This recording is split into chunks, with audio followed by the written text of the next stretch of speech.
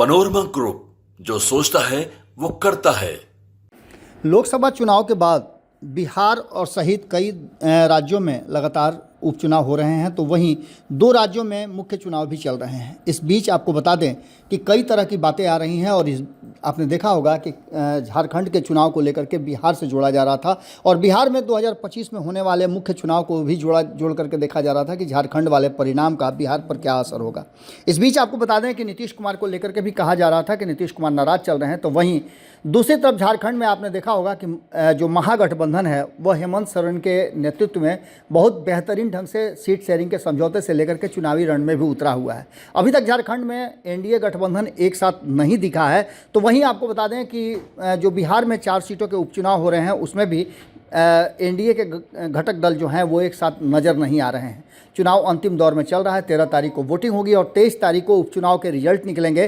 तो वहीं दो राज्यों में होने वाले चुनाव में झारखंड में 2 चरण में चुनाव है, एक 13 और दूसरा 20 तारीख को, 23 तारीख को परिणाम आएंगे। इस बीच आपको बता दें कि कई तरह की बातें सामने आ रही हैं। भारतीय जनता पार्टी कहा जा रहा है कि पूरी तरह से बौखलाई हुई है और बिहार सहित महाराष्ट्र और अन्य राज्यों में हो रहे उपचुनाव को लेकर के भारतीय जनता पार्टी जिस तरह से 2024 में बुरी तरह से पिछड़ गई है, अपने प्लानिंग में सफल नहीं हो पाई है, उसके बाद से काफ़ी एग्रेसिव नज़र आ रही है। तो वहीं आपको बता दें कि एक और बड़ी बात सामने आ रही है कि इसी दिसंबर में सांगठनिक चुनाव को लेकर के भी नरेंद्र मोदी और अमित शाह काफ़ी परेशान हैं, क्योंकि आरएसएस ने कहा है कि वो अपने हिसाब से इस बार जो चर्चाएँ चल रही हैं उसके अनुसार अध्यक्ष पद दिया जाएगा, यानी आरएसएस का कोई होगा जो अध्यक्ष की कुर्सी पर बैठ सकता है।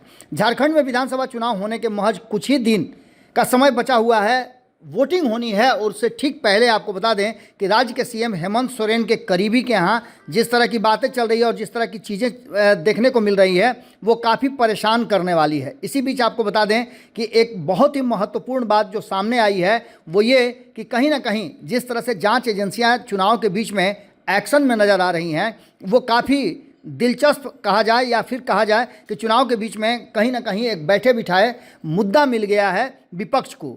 राज्य के सीएम हेमंत सोरेन के निजी सलाहकार रहे सुनील श्रीवास्तव के आवास पर और कई ठिकानों पर केंद्रीय एजेंसी इनकम टैक्स ने छापेमारी की है। इस कार्रवाई में एजेंसी के अधिकारी आवास की गहन तलाशी ले रहे हैं। रांची और जमशेदपुर सहित कुल 9 ठिकानों पर छापेमारी की जा रही है। ये कोई पहला मौका नहीं, इससे पहले भी उनके यहाँ इस तरह की बातें हुई है। मुख्यमंत्री हेमंत सोरेन के पर्सनल सेक्रेटरी हैं और एजेंसी की टीम कई ठिकानों पर छापेमारी कर रही है। इसका वीडियो भी सोशल मीडिया पर सामने आ चुका है। आपको बता दें कि मीडिया रिपोर्ट के मुताबिक हेमंत सोरेन के पर्सनल सेक्रेटरी रांची के अशोक नगर में रहते हैं, वहीं एजेंसी का छापेमारी हुआ है और कई एजेंसियां छापेमारी लगातार कर रही हैं। आपको बता दें कि इन सब बातों को लेकर के कहा यह जा रहा है कि ईडी और सीबीआई एक साथ छापेमारी कर रही है और इसको लेकर के भाजपा को लपेटा जा रहा है। 11 साल से केंद्र में भाजपा की सरकार है, 5 साल राज्य में रही है, खुद को डबल इंजन की सरकार बताती है। वहीं इस पूरे मामले को लेकर के हेमंत सोरेन चुप्पी साधे हुए हैं। हेमंत सोरेन की जो स्थिति है वो सीधी तौर पे आप समझ लीजिए कि अभी अभी जेल से छूट करके आए हैं, बेल पर हैं, हालांकि अभी तक उन पर आरोप सिद्ध नहीं हुए हैं। वहीं आपको बता दें कि 81 सदस्यीय झारखंड विधानसभा में 13 और 20 नवंबर को 2 फेज में मतदान होने हैं। 23 नवंबर को वोटिंग होगी। उसके ठीक पहले इस तरह से ईडी और आईटी की कार्रवाई कहीं ना कहीं केंद्रीय नेतृत्व और भारतीय जनता पार्टी से जोड़ करके देखा जा रहा है। वर्तमान स्थिति में अगर कहें तो एक बात और कही जा रही थी कि महागठबंधन जिस तरह से एकजुट नजर आ रहा है और एनडीए गठबंधन में सब कुछ ठीक ठाक नहीं है, इस तरह की बातें भी कही जा रही हैं। वर्तमान जो स्थिति है उस स्थिति के अनुसार वहाँ झारखंड में जो सरकार चल रही है वो हेमंत सोरेन के नेतृत्व में चल रही है। मुख्यमंत्री की कुर्सी पर हेमंत सोरेन है, लेकिन भारतीय जनता पार्टी लगातार ये दावा कर रही है कि इस बार वो अपनी सरकार स्थापित कर पाएगी।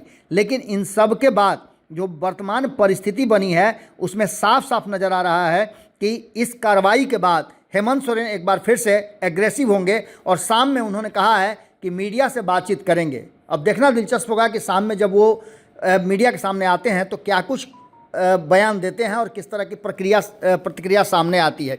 जुड़े रहिए भारत लाइव के साथ, खबरों का सिलसिला लगातार जारी है। बहुत बहुत धन्यवाद। पनोरमा ग्रुप, जो सोचता है वो करता है।